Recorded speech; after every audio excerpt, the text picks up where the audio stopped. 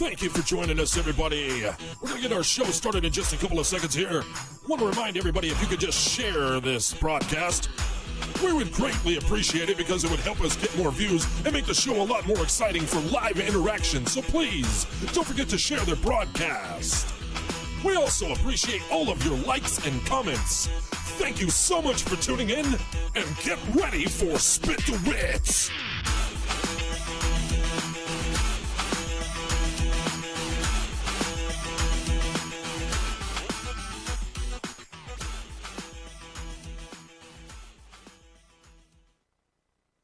Ladies and gentlemen, we welcome you to this show that was entirely produced and developed by the people sitting in front of you. Jessy Meadows and Frankie Almost. Brought to you in part by Rolling Hills Productions. Live from Las Vegas, Nevada, this is Spit The Wit. Jessy, if you would be so kind, would you please tell us what today's show's about? Okay, so today we have comedian Jeremy Flores on tonight, so we're pretty excited about that, and so we're just going to kind of wing it from there.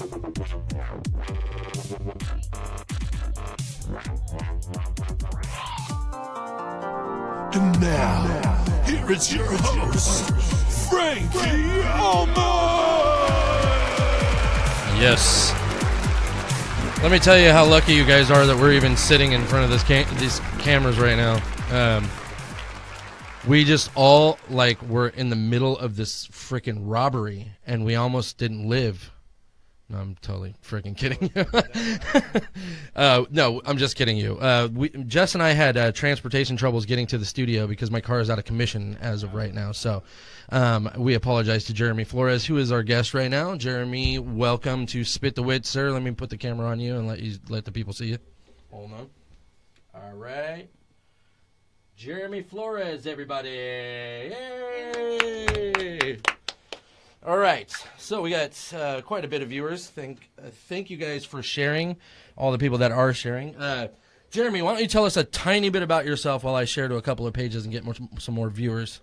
Okay, I'm a human. Yeah? I'm a boy. Nice. No, I'm from Barstow, California. Oh, gosh. Yeah, the Cancun of California.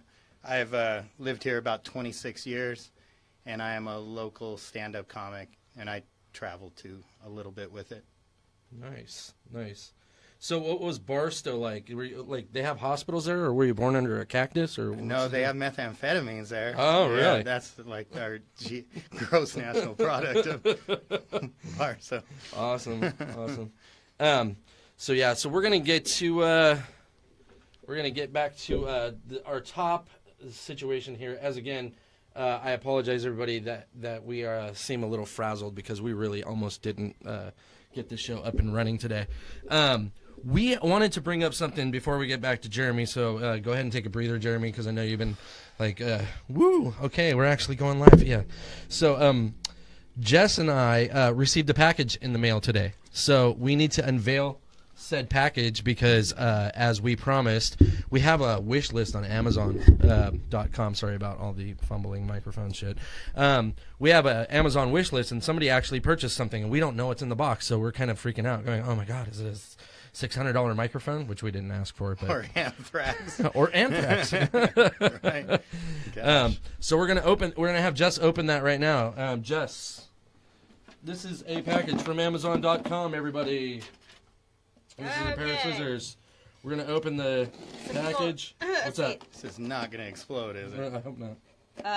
People said what? Lawana, I think. Lawana Stewart, yes. Yeah, she said that my Cookie Monster onesie made her day. Oh, nice. It makes my day too. It's right. I love onesies, and I. Oh shoot! Sorry. Ooh. How did I get that off? Oh, look at this. What is it? This is so we can take live callers. I don't know if people we didn't really get to put an explanation on here, and I don't know who this is from, but you were supposed to open this, Jess, but you were reading the room, so I actually took liberty because it's been eating at me what the hell's in this box. So what this is, Mr. Flores and the rest of you, we are going to start taking live callers here in the studio. Oh. And this box right here, as you can see, has a speaker, and it also has a LED light on it. And what it does is it mutes your landline phone, and it brightens up so you can take callers, and you don't have to hear the phone ringing in order to get the caller. Oh, right. Yeah, cool. so who is that from? Amanda. Oh, geez. Okay, great. Well, Amanda, I'm sure the same Amanda, at least, does it say a last name or no? Okay, well, I'm assuming that it's probably Amanda Nelson. Thank you very much for that. Yes, thank you. And also, Amanda Nelson, just to let you you and Red know, because of your guys' contribution to the show, we are actually going to be buying a new webcam tomorrow. So Tuesday, you should see some better fidelity. Not in the camera you're looking at now, which I hope is the...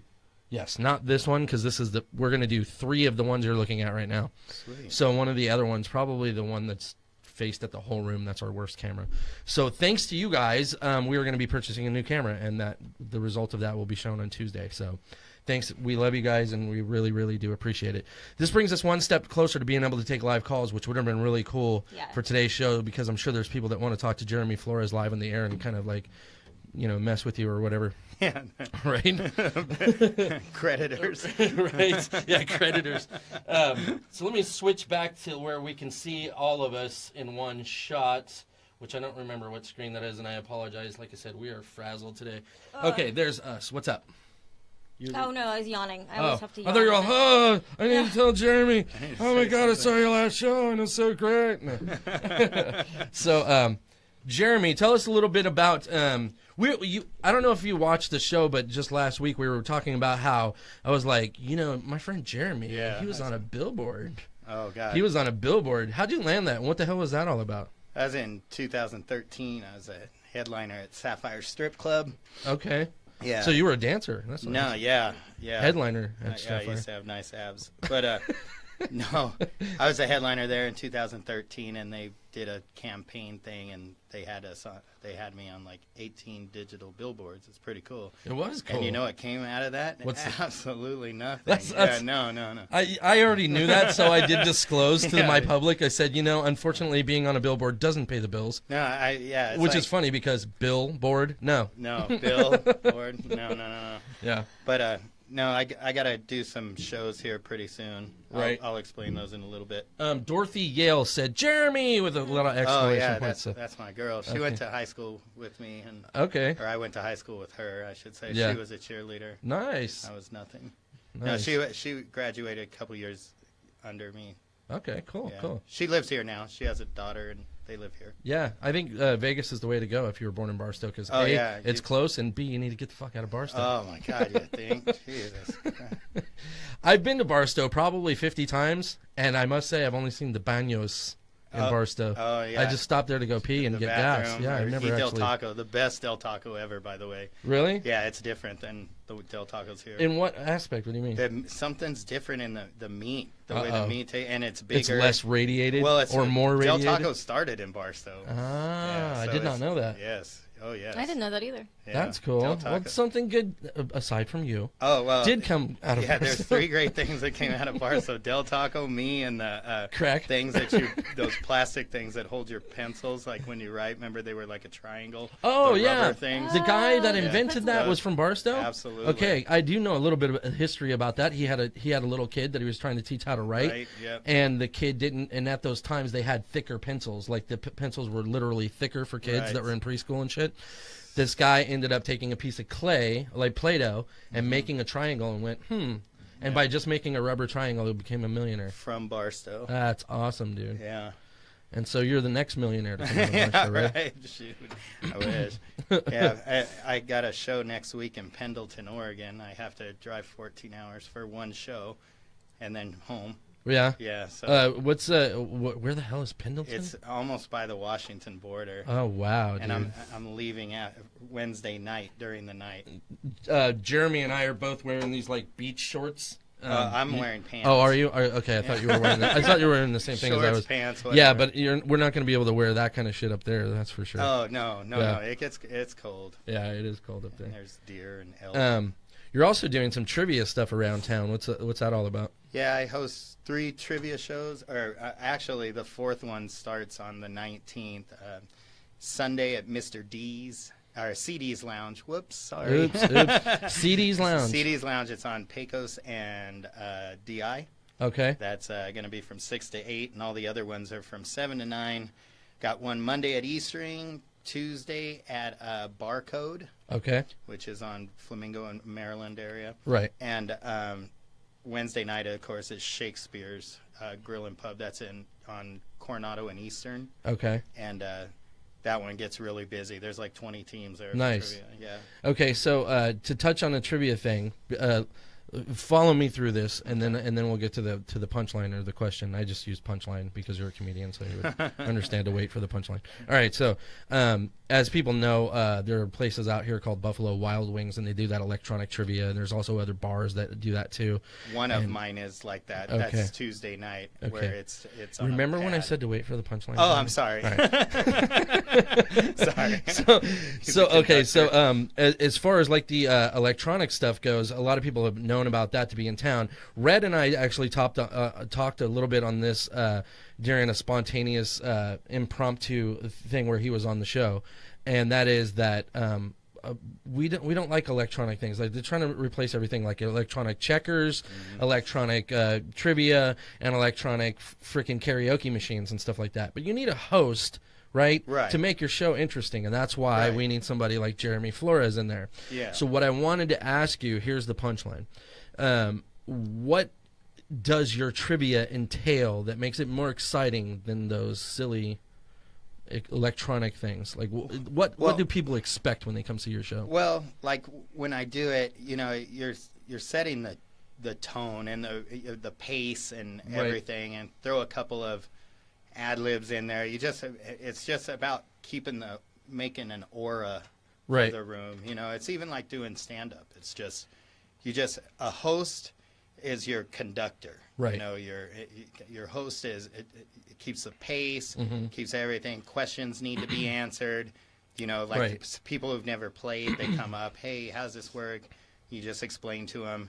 And just saying, hey, get ready because we're about to start. And it's not like rocket science, but it does. It makes people feel more comfortable. Yeah, because like even with the one that I do at Barcode, they have those tablets. It's buzztime.com. Okay. And it's basically I put it in host mode. Okay. And then that way I say, all right, question number 1. Oh, okay. And then it comes up on the TVs and their tablet. Okay. And then it tells me when everyone has answered, and then I say, oh, and the answer is, boom, say the answer. Right. And then, give them a second, and then question number 2. So then that way they're not just kind of like looking around waiting to see. They know by hearing me. Right. They need to look down at their pad. Well, it's cool. I didn't know that some of the electronics actually had the foresight to make it where you could do it in host mode. Yeah. That is cool. That makes it a lot more enjoyable as far as I'm concerned. And personable, because then you get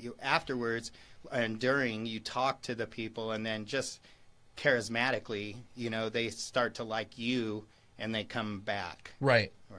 And as we know, you're a very likable person. Jeremy's got like freaking 7,000 friends on Facebook, and that's not even electronically possible because the cap is 5,000. But they were like, you know what, you're Jeremy Flores. We'll give you an extra $2,000. That's not true. That's absolutely not true. But, I just want a little. Dude, you're supposed to go along with the lies. I want a check next to my name, then I can die. Oh yeah, a verified check. I've been wanting one on Twitter forever, dude. Yeah, you get that. You can die. What the case that I heard on that is, this is what meaning getting verified on Twitter entails. It's not necessarily so much that you're a known public figure, because like I've been on things and you're actually known like around the states, right? And I'm actually known around the states. But the thing is that this is what you need required in order to get verified is that people need to be trying to make accounts under your name fakely. Did you know that? No. Fraudulent accounts will get you verified.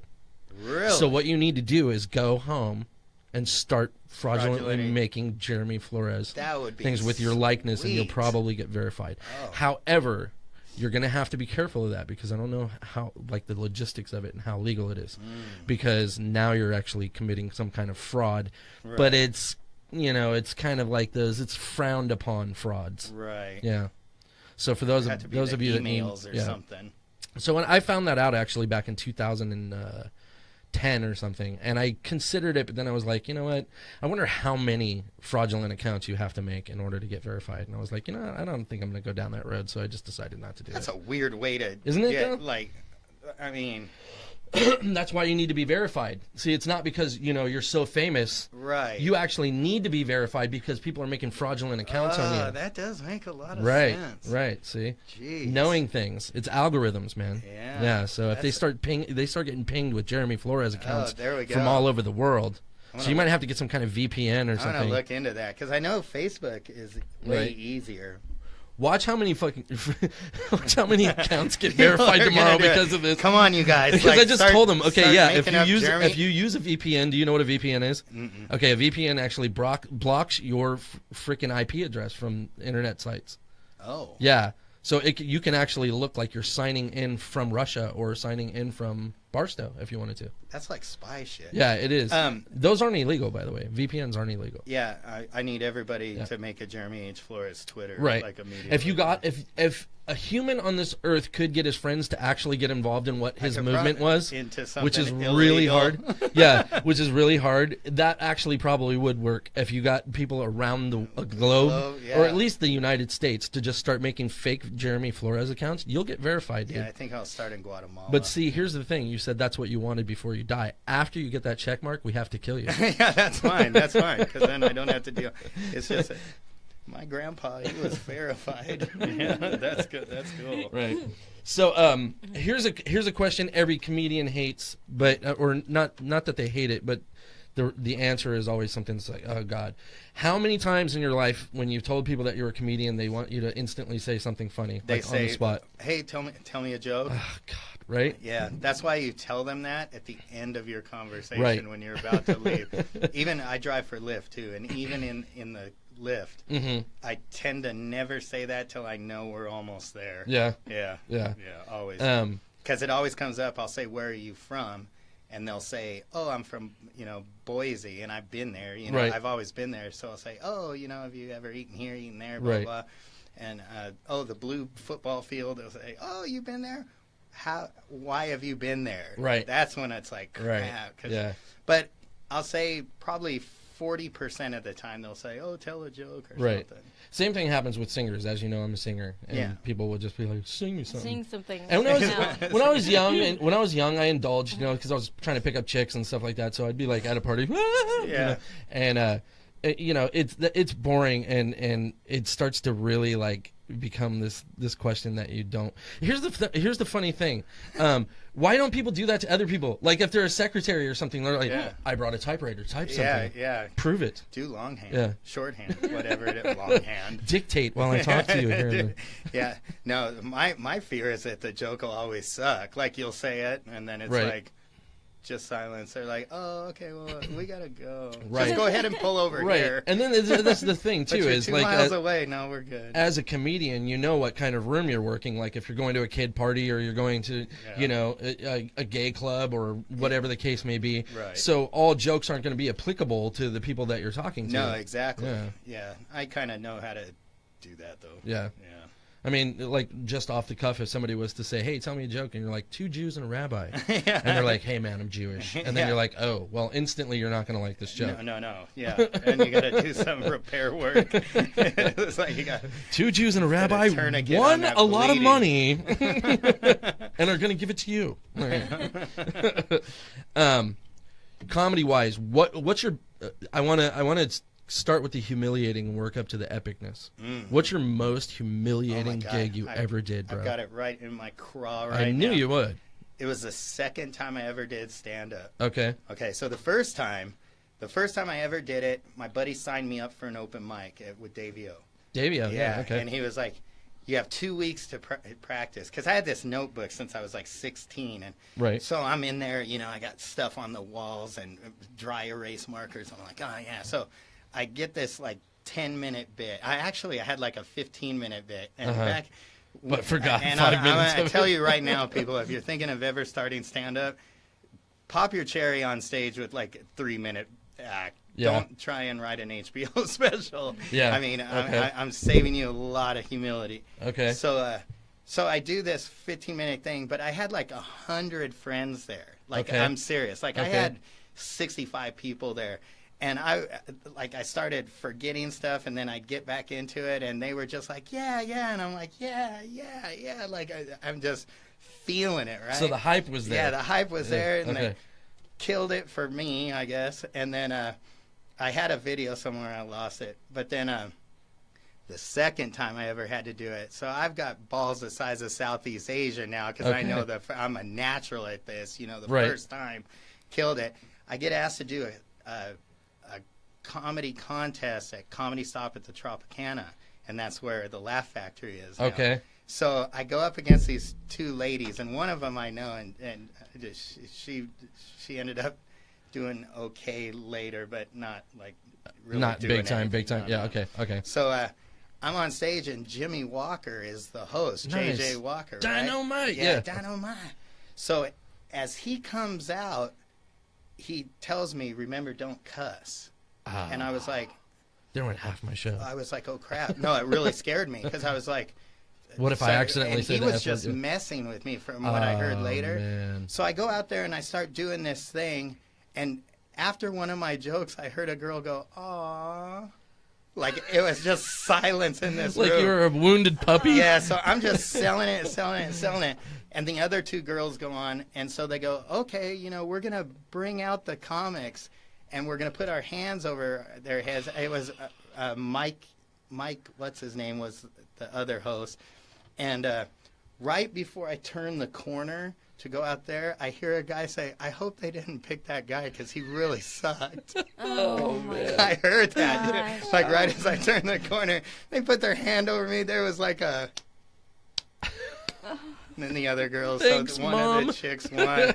So I left there going, I am never doing it. What was I thinking, dude? Like, what was I thinking? Oh, my gosh. And then a girl that she used to help me, her name was Lori Hughes. Mm-hmm. She was a bartender at the beach. Remember the night? I do remember the beach. That place But Lori was used rocking, to do a man. lot of comedy, and she was like, "We'll figure it out. I'll have you on the beach every week." So I used to do stand-up at the beach. Oh, it's so cool, every dude. week. And then when we were done, the club would start, or Yeah. whatever, and it was upstairs. That place was so cool. For those people that don't know Vegas, that old school Vegas, the beach was a dope club. It was like a nightclub, but it had like this mezzanine, which was around the entire, like you could overlook the entire club. And it wasn't like one of these fancy clubs where you've got like $7 million chandeliers. It was like a dive bar kind of place, but it was just like an extra huge dive bar.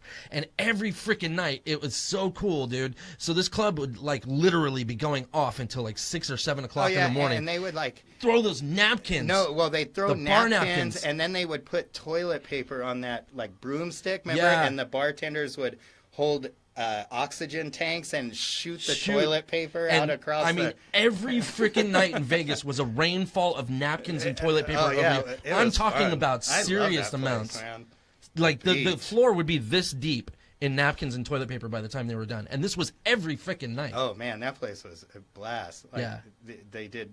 Like the bartenders didn't wear shirts. And, Right? Yeah, it was the back when shot Vegas girls. was really cool. Yeah. Yeah, and it was right by the Debbie Reynolds casino, which Paradise is now and Convention. It was Yeah. the corner. It was Yeah. right on the corner right, next to and it's been Piero's. demolished It's since. just a parking lot now. Oh, jeez, man, it's so depressing. Yeah. Yeah. I saw 38 Special there. You know what's funny, dude? Okay, so I was trying to get in the beach a long time ago, right? And I was like 28 or something at the time. Okay, Right. and so I'm trying to get into the beach. 2 years ago. 2 years ago. It closed down 75 years ago. So I'm trying to get in there with these two minors, these girls. Oh, yeah. And freaking the guy literally waves both of them in. They have no ID. And he gets to me and he freaking wants to see my Oh, ID, yeah, of course. yeah. And he scans me up and down. And I had a scab on my head because I had fallen or something Right. prior. And he's like, "Where's your mole in your freaking..." And I was like, dude, this is a freaking scab, man. That's me. And I mean, I had braids like down to here. like singles, and I'm like, how many people do you think that I stumbled upon their freaking braids that are like down past their butt? Scab on there. You peel it off for them. You're like, and you let these. I felt like being like, dude, you let my friends go, and they're both minors, but I couldn't do that. They're 19. It's like Roadhouse. It's a Sears credit card. She's with me. She's with me. Did you have something you wanted to say? No, just a couple comments. Okay, let's see what's going on in the room for sure. Sorry, we've been neglecting you. We were catching up on old times. All right. So, Candle said, so good to see my high school friend doing so well. Oh, yeah. Yeah? Who is that? We have 7 followers right now. Yeah. That's actually a pretty decent live visible thing. Oh, yeah. Most people catch this on a rebroadcast. Oh, yeah. Live isn't... the most we've ever had was probably about 25 people. Oh, wow. Yeah, so you're doing good. Don't worry about it. People like you, bro. Yeah. Yeah. You want a baba? You're going to be okay. You're going to be all right. I do want to mention a contest that's coming up, though. Okay. It's March. Well, there's a contest. It's at Mulligan's Landing, and there's 16 of us. 16 comics, local comics. Really? And they're, the lineup I saw, they're beasts. And it's free show. It's Mulligan's Landing on the 18th at 9. Okay. And they do 8 of us. I'm on the show that's on the 18th, and Mulligan's Landing is like Rancho, and it's Rancho and something. And there's one on the 25th of 8 comics, and they're going to pick 4 out of those group. Okay. And then on, I forget the date, they go at it, those 8 for $1,000 cash. No. Wow. Yeah. $1,000, dude. That's good. $1,000. So let me ask you a question, because this is how most contests work. I never win contests. Here's what I'm wondering. This is why I'm wondering, because I've seen your stand up many times in my life, and you definitely deserve to win some damn contests, because I've seen people that have won contests and they absolutely suck. So I know there's some kind of secret politics that's going on there, but. Is this like one of those things where it's like audience participation? See, I haven't found out. I just found out I was in it this week, and that's what I wanted to know. If it is like because if it's audience, then you level. then you could literally bring 75 people to the bar and be like up on stage going blah blah. Oh, I had a guy I blah, lost blah, to blah. one time that had like a bachelorette party with him, and he was. See, it's funny, dude. Most contests, and I'm not saying anything about Mulligan's Landing. I'm just saying most contests in my experience throughout my career has been somewhat fixed. And like I said, Mulligan's Landing, I'm not blaming your thing or saying that, insinuating that you are. I'm just saying through my experience.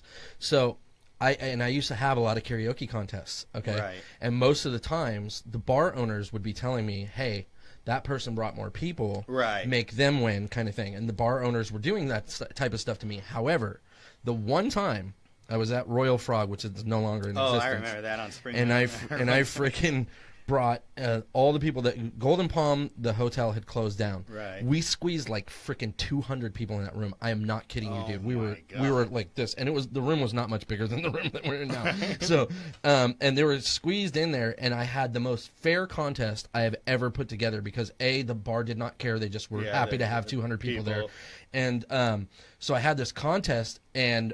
I had it voted where it was like audience did matter, but it was only one factor. Right. The other was that we picked judges by random. And then they were judged on things like presentation, blah, blah, blah, and all this kind of stuff. Stage presence. Right. And material. Totally legit contest. And it so happens that the girl that won was like this really decent looking, not bad on the eyes chick. Oh, yeah. Who was a phenomenal singer, by the way. She ended up singing for La Rev. So it's not like she was some chump, okay? Right. And she ended up winning, and everybody that was at the show was like saying, fixed! Fixed! And I was like, dude, see, for us, it's not like that, though, because the guy who's hosting it is a comic, and it's Greg Solano, and he works for Comp now. So he set it all up, and I'm going to go there, just have a good time, because these guys are good. I mean, all of them, I've worked with every single one on there except for like 2. Okay. Yeah, so they're good. They're like tour comics. Okay. Yeah. So we got to get to the other end of the spectrum now. I asked you the humility question. What's your freaking most gives you chills to this day, shining moment where you're just like, this is why I do what I do? Oh, man. That's a tough one. Because sometimes, like, a lot of times, like, there's this show that I do up in Washington. It's Joker's Comedy Club. It's in Richland, and it's part of a Tribble Run. I work for a company called the Tribble Run, and they put us on these, like, 2 and 3 day runs. Okay. And we hit up the same club, like, once every 3 or 4 months. But there's different runs. Like, some go Oregon, Idaho, Montana, 3 different cities. Some are just... Well, Richland is 3 nights in a row, and I did a show there, but every time I go there, I just like the room. It's got that it's just feng one shui of those that, things. yeah. It's not about like being on stage when there's 1,200 people there, or whatever, Right. and killing it. It's just like I like when you're out of your element. Like I'm in Eastern Washington, Right. You know, and you go up there, and it's like regular people that they're pretty much outlet to entertainment is television or the movies, you know. And if you can go up there and do well in a room like that, like where afterwards they're like, oh, do you have a video or YouTube or anything, like a CD for sale or something? When they like you and you are able to crush like America, you know, just like a town in America, and you do that consistently over and over, that's the satisfaction I get. Yeah. I like that a lot. I mean, I've been at, like, one time I opened for Dat Fan. He was at Palace Station, done that. And, I mean, he's on TV. There's been a few people on TV. Adam Hunter and I did a show in Apple Valley one time. Oh, wow. He was on Last Comic Standing. But every time I do these shows out of town with the Tribble Run, they all have TV credits, the headliners. Oh, yeah. So if you do as well as they do, and Right. it makes you feel pretty good. You know, it's kind of right around the corner. You know, you can hold your own. You know what you're doing. You're doing well. So let me ask you, if you could choose the path of your career, obviously you would be choosing stand-up, but would you want to go the way of like Seinfeld, where you get your own TV show, or would you want to tour, or what is it that you would? What would be your ultimate dream? Ultimate dream, dude. Yeah. This is ultimate dream. I want to do voiceovers. Like, Okay. Yeah, like that's one of the things I really want to get into. Okay. And I want to just land a commercial a year. Just one commercial Just a year. Commercial. Okay. Like that's what I want to do. I want to be that guy that's like on that Brinks credit card commercial. That's like not, one of that those. doesn't seem like that's doesn't- unattainable. I know. That's why I'm saying. Like everybody, like, you know, you think people would be like, oh, I want Robin Williams' career. You know, he started off as a comic and then went into funny roles and then dramatic roles, or Richard Pryor, or Eddie Murphy, all that. I mean, I would be in a movie, like but I don't want to be the lead in a movie. Nothing like that. Really? I really don't. Interesting. Yeah, I just want to, I like doing stand-up, but I think it's a way to just get seen more, and then I want to be in a commercial, dude. That's what I want. I want commercials. Commercials and voice, yeah. Have you've never done the LA thing or what? No, like that's the next step. Yeah. That's the next. Because I mean, all that is a numbers game. It's like a guy who's a virgin trying to get laid, right? Right. He needs to just go out there and be like, hey, do you want to? Hey, Yeah, do you want to? Hey, do you want it? And eventually somebody's gonna say yeah. Right. So you need to like be in LA and just like literally just go to every casting call you can physically make it to. That's the thing.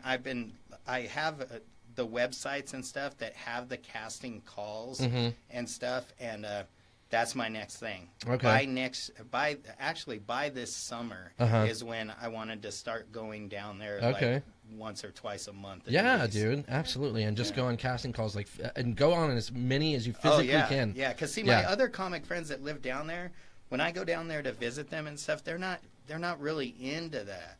Yeah. Like I want to just hit. Like, I want to go there, and I want to be with Central Casting. They're a company, so... Right. I was with Central Casting. I without dating myself, which it's going to do anyway. Yeah. You already know how old I am, but I don't like to, like, really disclose it. I know people know that I'm older, but they don't need to know how old. I'm decrepit. But anyway, so I'm almost as Davio was. They sample they sample our music now. Right, right. I was in a series that was in LA called Almost Grown, which was like something that was just syndicated in just LA or whatever, and it never really like blew up or became anything really huge. But I was an extra in there. But I ended up breaking it. That's what broke me into the business, and I ended up being with Central Casting. There was a chick that worked for that company called Veronica Pepper, and this was the chick to know for some reason, because anytime my thing got handed, I was like, oh, Veronica Pepper, and they would grab a red pen and put Veronica Pepper on there and circle it and hand it to the people, and people would be like, that guy, hey, guy. Like, I don't know what she was doing, but I met her through somebody. So anyway, I was with Cinex and Central Casting as an extra, right? But I lived in San Jose. This is why it's hard to do this without actually living in LA, because I was laying in my bedroom, dude. I had my own phone line in my room. I'm still living with my parents. I'm like 17 years old, right? And my phone line rings, and I'm like, hello, thinking it's some girl, because we don't have caller ID back then. No. So all of a sudden, this guy goes, hey, is this Francis? Because that's my legal name. And I was like, yeah, it is. And he goes, hey, this is so-and-so with Central Casting. Can you be here in our office by, like, say, 5 o'clock? And I didn't fly, and it wasn't going to be worth a plane trip anyway, you know. Right. But I was like, why? What's going on? And he goes, well, the people for Charles in Charge want to see you to play this part as like a boyfriend who's like a bad influence on the daughter.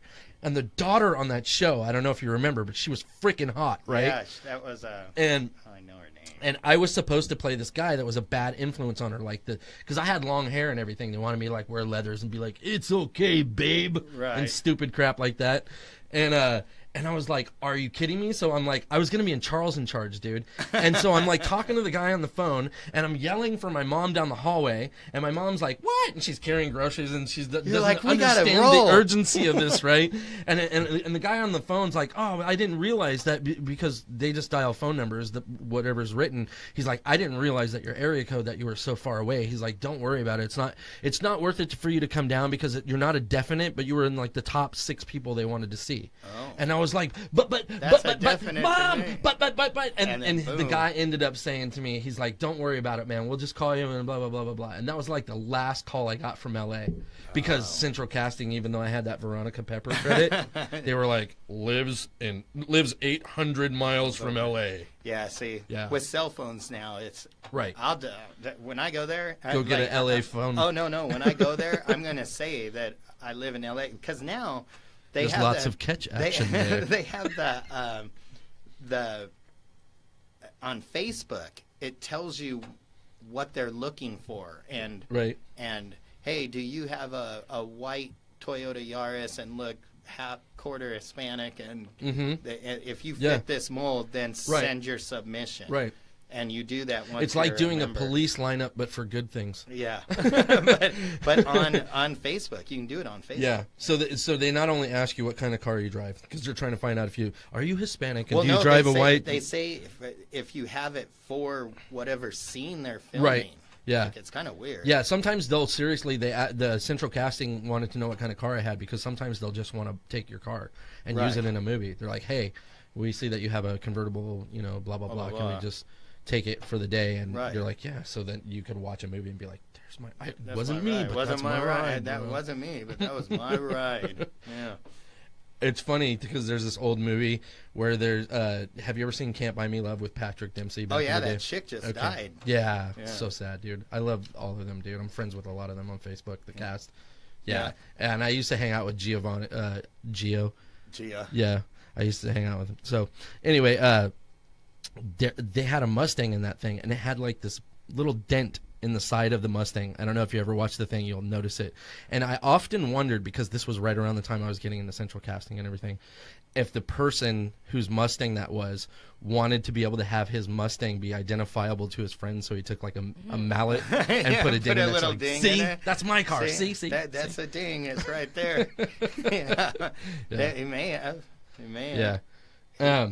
What do we got going on? Anything? Okay, so Denise said a bunch of stuff. She said, do a voiceover. She asked how many contests have you won. I think she was asking Jeremy. Of course, yeah. She said that you've won contests your whole life. Somebody named Janine said, go J-Flo. Oh, yeah, that's Janine.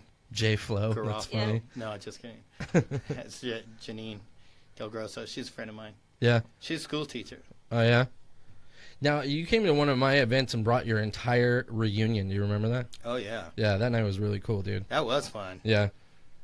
The last one we had back in the day, I don't want to say my age either. Yeah. I was doing stand-up at the Lady Luck, dude, which is now the D. And, or not the D, the Grand. I think The Grand, yeah. The Grand, yeah. Yeah, the Grand. She actually was a dealer there for a minute. Oh, really? Yeah. I used Literally to do, a minute. They were like 60 seconds, get out of yeah, here. I used to do stand-up there a lot. Like, I was a host there for like 15 days out of the year. Because back in the day, the Comedy Zone that I worked for, they were all over the country. They were the biggest comedy club in the country at the time. And they had a venue at Lady Luck and at Casino Royale. With cheese. Yeah. And then now that the one at Casino Royale is an Outback. Oh, really? Yeah. That's funny. Oh, man. That was the comedy club that was upstairs, right? Yeah. You had to go up to get to the room? Yeah. And actually... That's an Outback now? Yeah. The owner... This is crazy. I forgot all about this, too. What's up? During, like, 9/11 era, the owner was like, listen, the Comedy Zone's leaving... And he's like, this is how me and Lori Hughes had kind of a fallout because she was running this show there and the guy didn't like her. He didn't like her or whatever, for whatever reason. Right. And the other comic that was one of her best friends that said, hey, dude, this guy wants to do a show and he wants to use you. He's going to kick her out anyways. He's like, do it. And I'm like, oh, we should talk to her about this, you know? And he's like, well, just do it and we'll talk to her. The day before we were going to talk to her, she finds out, so she fucking hated me. Like, blackballed. Yeah, that'll do it, dude. Same thing happened to me in a karaoke spot. But I had that room for like 3 months, and he was like, listen, I'm not going to charge you rent or anything. Just sell tickets so we can get liquor sales till it changes over to the Outback. Guy's name was Giuliani, dude. He was a cool dude. He was he owned a restaurant in Beverly Hills and that restaurant upstairs. Yeah.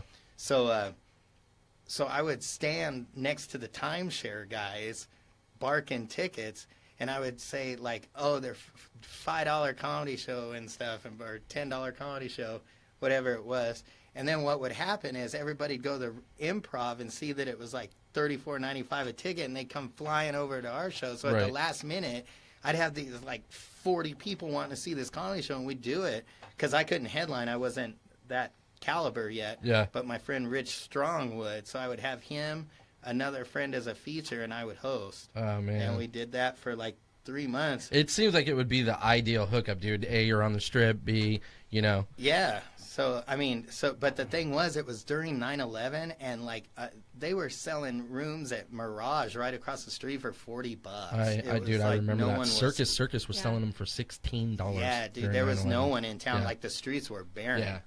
Yeah, because that whole no-fly and people were scared to leave and go anywhere and blah, blah, blah. Yeah. Remember they had to grab mirrors every time you went to a hotel and look underneath your car? Yeah. God, that was such a weird time, right? Yeah, it was a weird time.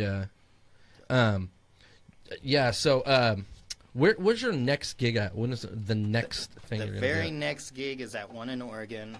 It's March 16th. Then I come back and do that contest on March 18th at McMullen's. Okay. Then the next Friday I have to go to Kingman. I'll be in Kingman, Arizona at some hotel. It's on my Facebook, the flyer. And then I'm April 22nd, I'm at Sapphire headlining. Okay, cool. And ladies, after I'm done, the Men of Sapphire go on. So it's in a big and Jeremy's showroom part of that inside. too. Yeah, that's my. That's when you get to see Jeremy and his that's when skibbies. you get to see my tearaway pants. And it's That's hot. awesome. And it is see, hot. See what people don't understand about me and Jeremy is we both used to break dance back in the day. Dude, so, but we're both out of shape now, obviously. So we'd be like, I did 3 moves, and I'm like, give me some oxygen. I need a tank. Gatorade and a couple of B5s. Yeah, right. No, so you know how you were talking about the girl that got pissed off at you because of the way the situation went. Right. That happened to me with this karaoke gig, dude. And I never ever got to apologize to the chick, and it was I tried. There was this girl, dude, that used to host the Golden Palm, and she was a really cool chick, right? And I landed the gig because my friend Smitty he was doing like a Wednesday or some silly night that didn't have that many people, and he was giving it up for me because he's like, hey, I know you need some extra money, and I've already got a job. He was an IT at the Win, and he goes, so just take this gig. And I'm like, okay. So I started the gig, and then at the same time they had this sound guy come in that was like a really known sound guy here in town named Robert A. Floyd. And Robert A. Floyd was an engineer for shows like The Rev and like Mystere and stuff like that. He was this ultra high-tech sound guy. Oh, wow. And he came into the bar and he renovated their entire sound system. Okay. And he put in like a freaking $10,000 board, which was overkill for the bar because you don't need that for karaoke. You just need a little 4-channel board. Right. But he overkilled because A, he had the equipment, and B, because they wanted to do bands and stuff there. Oh. So when the guy started talking to me, he just so happened to be there on the night that I was doing karaoke where there's nobody there. And he started talking to me about sound. And I was like, yeah, I've run 48-channel boards for live shows, like concert venues, like literally concert venues. Right. And so I'm like, I've run 48-channel freaking TX, Tascams, Mackie, you name it, I've run it. Right. And he's like, well, I have this Behringer board. And anybody that knows anything about sound equipment, Behringer is like a lower quality. Like I'm not putting down Behringer at all. I actually own some Behringer stuff, but they make affordable stuff that isn't as high tech. So any sound snob would be like, Behringer. Oh my God, Behringer. Yeah, exactly.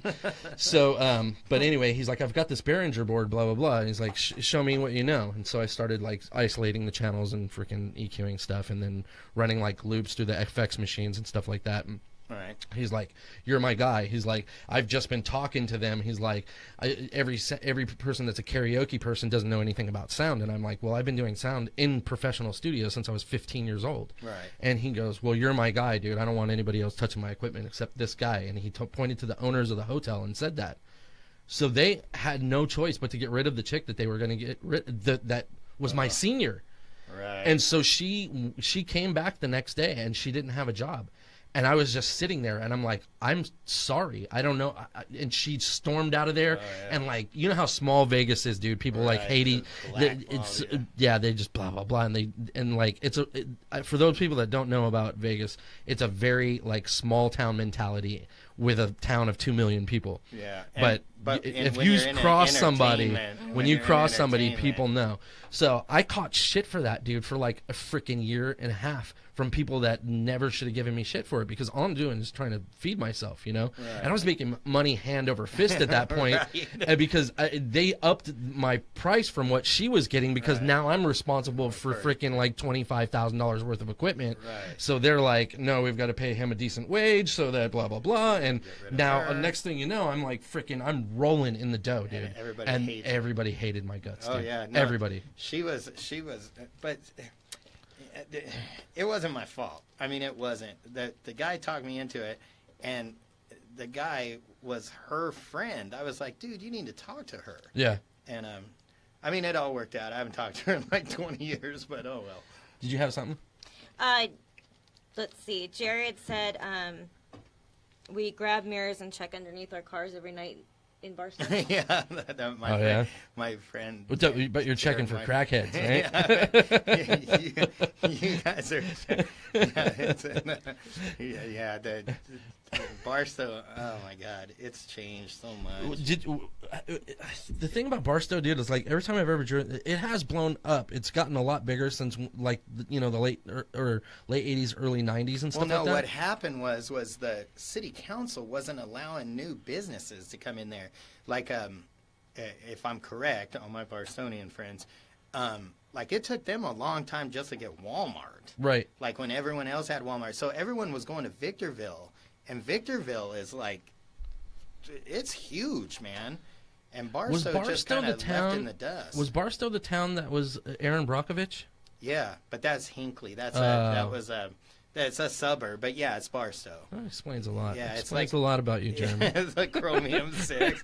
Yeah, it was funny. I was telling my buddy the other day, when he was at the reunion, his dad was Judge Simmons, who was the judge in Aaron Brockovich, the movie. Oh, wow. And I was always telling him, I'm like, damn it, I've been doing entertainment for like 20 years now. And your dad gets his SAG card and does a movie with Julia Roberts, has a speaking role. Oh, my And gosh. I was like, my God. I'm like, if anybody's done the best in entertainment in Barstow, it's your dad. That's crazy. And then he was already making money by being a judge, right? Yeah, Judge Simmons, and he played himself because he was the one that was on that That's case. amazing, dude. Yeah. Andy Simmons' dad. So you... Uh-oh. Of course. It's your mom. Yeah. Oh, we should have taken that. You should have put it on speaker and taken it. No. Helen. Yeah. She's like, I'm watching you on the TV right now. I was watching you on the TV. On the television. No, she just had a cat die. I felt bad. That's awful. Yeah, don't mention that around her. She's the biggest cat freak ever. Oh, my God. I'm such a cat freak. Yeah. Oh, man. It was terrible. My mom's like a cat lady, though, you know. Yeah. It's like 14 cats. No, she had 6, but it's down to 4 now. They're dropping off. It's funny, dude. Some people are but they're old cats. Some people are severe cat people, and some people are dog people. And then there's people like me that are just completely nonpartisan. I'm like, I don't give a crap about one way or the other. Myself, I have things that I like about cats, things that I like about dogs. But I think that dogs are like cuter. Like they seem like they have more personality. Right. And cats are more alien-like. And I don't know what her fascination is like with cats, dude. If you had to pick one, which would you be, a cat or a dog person? That'd be hard. Yeah. For me, like. Are you not an animal person?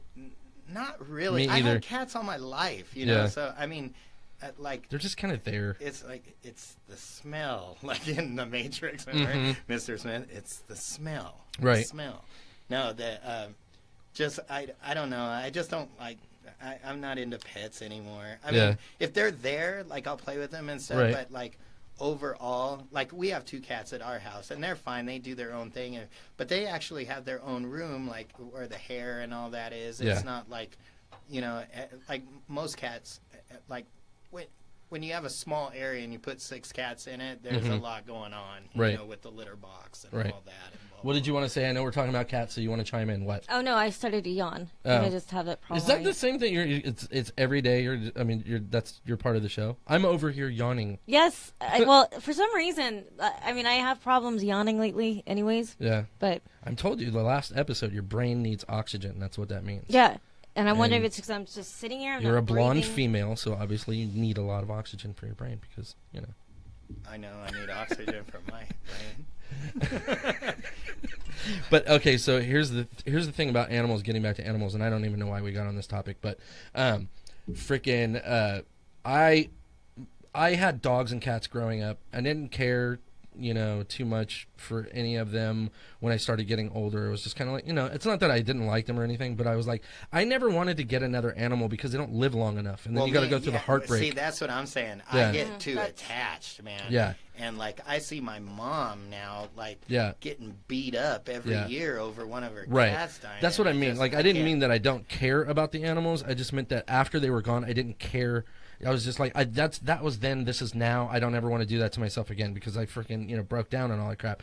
So I'm like, I'm never getting an animal again. So I went my freaking whole life after that not getting any animals until I met her and she talked me into getting a fish. And I was like, fish. Yeah, I don't give a shit. Fish. No big deal, right? So I got these fish, these beta fish. And I'm like, no big deal. I'll just flush those when they die, no big deal. And I freaking am so attached to the damn fish. Now these things only live like 4 years, so I'm really screwed. And we had a fish get sick that we just got, and I don't know what's happened to my stupid old heart, but I'm like, the fish was sick, dude. I know he's sick. He's just staying on the corner. I'm like, what am I gonna do, man? The fish. And I was like, maybe. And I'm like literally saying this to her. Maybe it was important for us to go to Walmart to find him so he could be loved before he dies.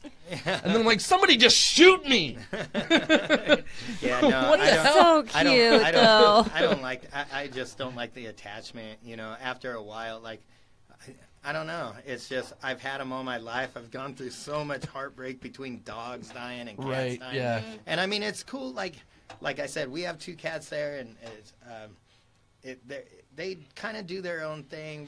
One of them I like a lot. The other one, I mean, I like them both, but one of them, like kind of really stays to herself. She's scared. Yeah. But if you get her one-on-one, it's cool. And I mean, they're lovable cats. It's just that, like, I know I'm going to be upset when they die, you know, and I don't want to see that day come. You don't want to get too attached because you're like, God, you have such a short lifespan. Yeah. For those kids that are watching, if you're like 14 or 15 and you're like, oh my God, you have a family pet, just understand that it is going to die one day. Oh my God, Frankie. I'm sorry for that, but here's what you can do. If you really need to have an animal, get a turtle because they live 200 years and it will outlive you. Oh, yeah, tortoise. Yeah, tortoise, yeah. I was Mojave Max. Yeah, so was I a couple of times. Yeah. Oh, yeah.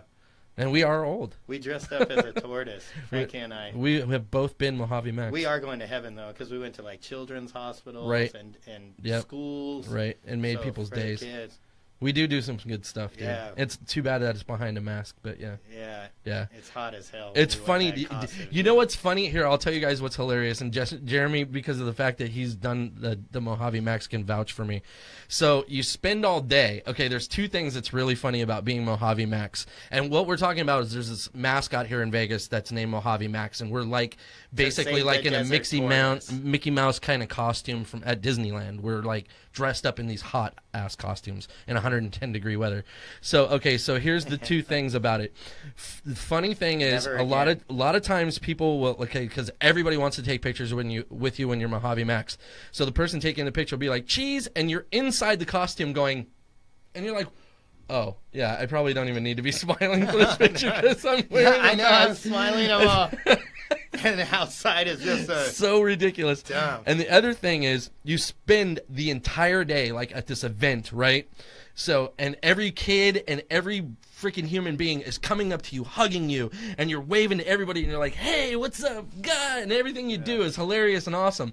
And then you go on your break, and you take off your costume, or you're done, and you take it all off, and now you're just you amongst the same people looking like a dirty biker. They don't know and who they're you looking are. right at you, and you're like doing this to people, and people are like, who the hell's this asshole, and why is he waving at me? I know, because I remember one time I was like, oh, hey, what's up? And the lady took her kid like away that. From me, you freaking like, pedo queef. Yeah, like I was like, hey man, I was Mojave Max. They're like, oh, yeah, oh wow, didn't expect that in there. Mojave Max. They picture some clean cut, guy. Yeah, and I was like, I work at Disneyland. Yeah, and you're sweaty. You're all sweaty. Ugh. Nope, this is what's in some of those costumes, people. Sorry to burst your bubble. Oh, I remember one time I was, because Steve Dissler does the kids' parties. Right. And I was dressed up as Buzz Lightyear, right? Oh, yeah. This was awful, man. So I'm Buzz Lightyear, and all these people, and the parents started laughing. It kind of pissed me off. So I'm laughing, and these kids are coming up to me. Oh, my God, it's Buzz, it's Buzz. So they run. Well, I'm looking at this one kid, and this one 4-year-old runs like Mach 5 and goes headfirst into my nuts, dude. And it made me nauseous. Like I had to, I told Dissler, like I yanked on his arm. I was like, I went Did they go up? No, I threw up. Oh, yes. Because I was like having to throw up in the thing, and the grandpa was sitting there. He's like, because he saw me like, I grabbed my junk, dude. I grabbed my wad. I was like, oh my god. And the grandpa saw it. He was laughing. Right, and that probably really pissed you off. So I went into their bathroom. I threw the head off and everything, and I was like, because he caught me good. That sucks, dude. I remember I was kicked in the balls once as a kid, and it did not hurt nearly what that I got kid hit did. with a baseball in my nuts, dude. Oh. Yeah, at a pitch, I was like lined up, and I was probably about 7 years old, and I got hit in the nuts. And my dad was the coach, and freaking shit, the line, I'm just straight. I was gonna say a line drive because I'm not a sports person anymore, but he threw a pitch right at my freaking balls, dude. And I buckled over, and I was like, oh my god. And then my dad and my coach had to take me around back to the dugout and like freaking open up my pants and make sure that my nuts were still dangling and weren't like up in my stomach and crap. And I was like, no more baseball for me. That was it. That was the last game I played. Because I didn't even see that kid running, man. Yeah. And it was like, boom, and I'm in this costume. Oh, and it was 110, and I'll never forget. God. And we were at a private person's house. Yeah. And I was like, I yelled the F word like, when he did it. I grabbed my junk and I was like, fuck. Oh, dude. Buzz Lightyear's a dirty man.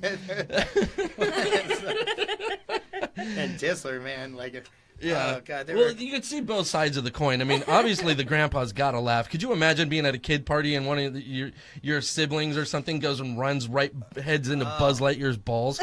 You would be laughing your ass off. So you have to look at that from both sides of this coin. Yeah, there was one time I fell down. Oh, my God. I was dressed as some stupid mouse downtown, right, at this opening of this thing. And this girl, she was some ditz that he had hired. And she's leading me around, and there was this, like, cinder block thing around this dirt around a tree. And it was about an inch long, and she walks me through it, and she's waving, and I'm waving, right? And boom, I stub my toe on that thing, and I fall, and the head slams, and I hit my knee. So my knee is bleeding like bad, right? And there was an ambulance there. Like, oh, my God. So I go over there, and Dissler's like, oh, you're not supposed to be on break and this and that. I'm like, dude, I'm about to leave. I could give a shit about your parties or whatever. I'm like, I'm bleeding. Like, oh my God, I'm like, I just fell down dressed as a, like, Mighty Mouse. You know oh, my gosh, dude. And, like, as I was falling, I heard these ladies, these parents, like, oh, you know, that sound, like, oh, oh, no, oh, God. The poor mouse. And I smashed my knee, and I'm trying not to reveal who I am, you know, because these kids, they think that's real, you know, so you take off your head, they're like, oh. I have a hilarious one for you. Speaking of revealing, this would have been the worst thing ever to happen. I was working also for Dissler. We were doing an Easter Bunny thing, and I became the Easter Bunny for an event. Have you ever been the Easter Bunny? Once. Okay, so this was a borrowed costume. Twice. This was a borrowed costume, and because you can see through the eye holes really well, they didn't want the kids to be able to see my face, so they put this black mask on you. So I got this black mesh mask over my face, right? And it's literally like the Grim Reaper. A fencer. Yeah, like the front of a fence. Or the Grim Reaper. Yeah. You're just. So I'm in this thing, and it's the same scenario happened. Some kid tripped me or something, and that bunny mask is just balancing on my shoulders, and it almost popped off with this horrific. It's like, you want to talk about resurrecting from the dead? It's like, dude, like, I remember at Dissler, it would be 110 out, and he's like, oh, the kids can see your eyes. I'm like, not really. If they come right up, he's like, no, I need you to put on this other black mask. So it's like you put on this black thing, it's 115 outside. I'm like, so you're sweating, dude. It's like, oh. You're done with the event. The really good upside, aside from the fact that you can be like, I made all these kids' day, is that you lost 15 pounds in the suit. Oh, yeah. I mean, I used to sweat out all the alcohol you drank the night before. Like, why does Mickey Mouse smell like tequila? Oh, man. There were a couple times he picked me up and we had been out and we're Mojave Mag. Oh, God. Oh, man. I'm like, just let me make What it is through. this that Denise is saying? She said Lily joined, Katie joined. Lily said that she loves your outfit. Did you see that? Okay. We're sorry to the people in the room. Me and Jeremy got caught up in such a conversation, as you can tell. Lily said to you, Lilia Mesta, she said, oh, my God, I love your outfit, Jess. And then Denise Pankarak, who I've known since I was like freaking 13 or 14 years old, said, Jesse Hills, can you ask Frankie to tell the story of my dad, Frankie and Dusty, driving around in my dad's car? Just so everybody can see this, yeah. The last thing that I got was the little smiley face. Yeah, the smiley face for Denise. Okay. Nothing new. So, yeah, it's missing some of the things that are being said. Yeah, unfortunately. So what you're going to have to do, I guess, Jess, is just check out the two rooms. Okay. Because this is actually getting some things that room's not getting. So thank you, Facebook, for that. Yay. Once Facebook irons out all the kinks, we'll be okay. So, okay, let's see, the Camaro story. I'll tell you what, Denise, we'll probably get on that on a different day. I'll tell briefly, but, man, Denise's dad was like the coolest dude ever, man. This guy was one of those dads that was like, yeah, I'll buy the keg. We're like, okay. Yeah. So, I mean, he was cool. My mom was the same way. She You didn't. guys sure you didn't grow up in Barstow? Yeah. It might have been, in some parallel universe part of Barstow. But yeah, her dad was like really cool, and I don't want to make him sound like he was a contributor or anything like that. Oh, no. We were all like on the cusp of being legal age anyway when that was happening. But he used to freaking we used to have raging parties at Denise's house, dude. Kegger parties at Denise's house, and she lived in this freaking townhome, which was probably only all of about maybe 1,500 square feet. Yeah. 45 kids in their underwear piled on top of each other drinking. Oh, Yeah, it was great, man. Those days were great.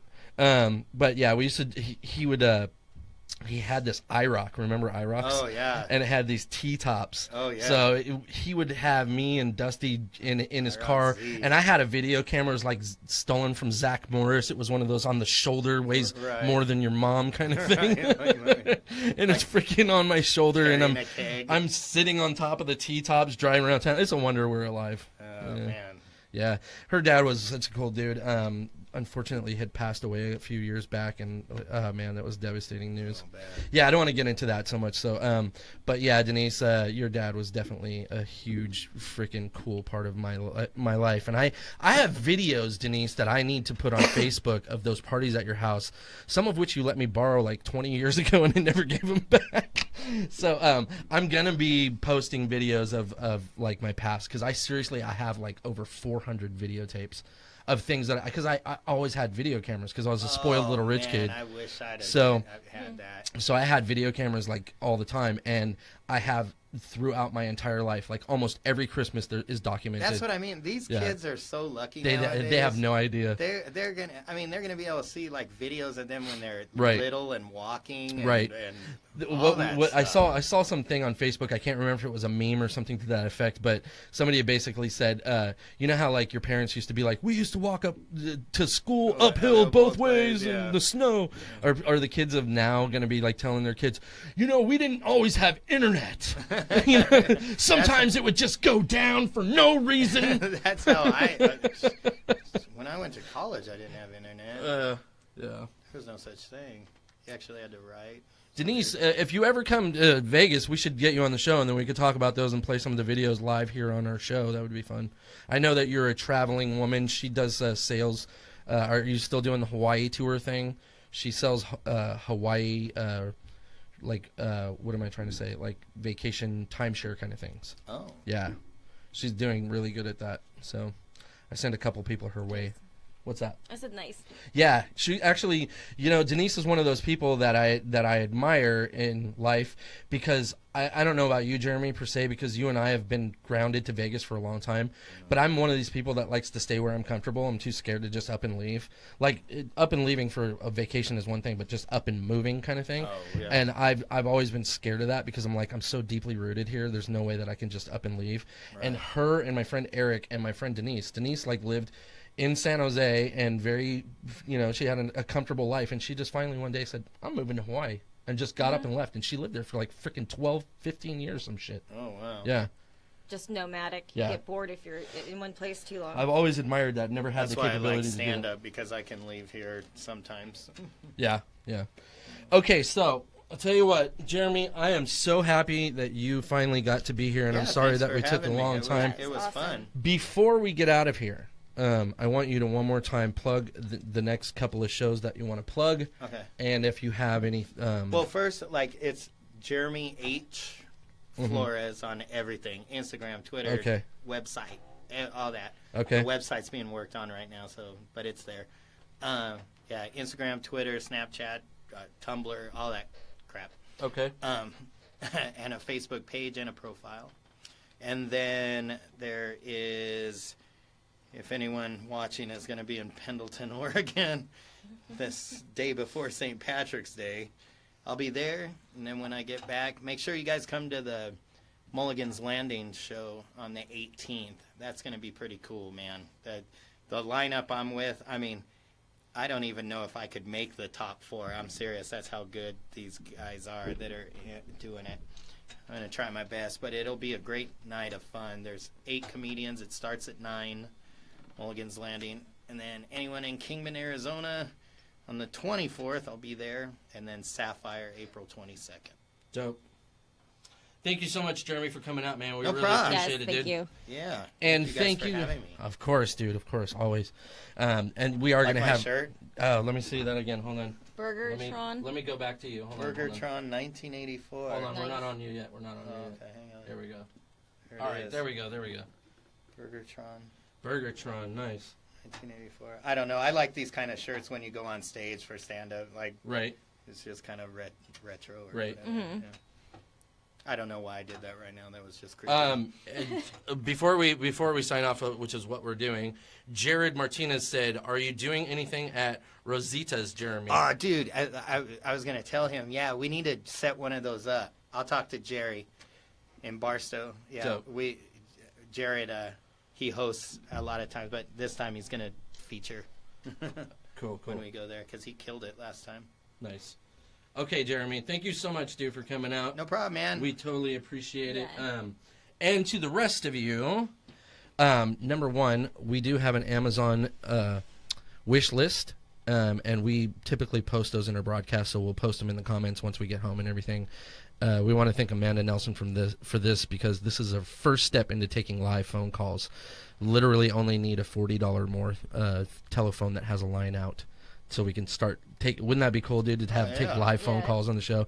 And we obviously want to have you back on too. Like all my regular people, my regular friends like you and Disler and freaking Sherry Mueller and stuff like that. Everybody's gonna be making regular appearances on our shows because we don't have any plans of shutting this off anytime soon. Sweet. So if you guys could, and we have a GoFundMe account too because we need various miscellaneous things around the studio to help keep the show running. We will be posting that on there. But we want to thank you guys for watching and for your generous donations. Yes, thank you. And thank my lovely sidekick who really didn't say anything today except, no, I was just yawning. But yeah, me and Jeremy have known each other a long time and we pretty much like go banter back and forth and kind of exclude her. So I apologize. I'm used to it. I'm Sue. used to it when there's. We haven't there's sat no and fun. talked for a while. Right. So anyway, thank you guys. We love you and enjoy your Friday. It's Friday, Yes. right? Yes. Go out and party, but be safe. Have an awesome weekend. Stay safe. Take care, guys. Bye. Bye.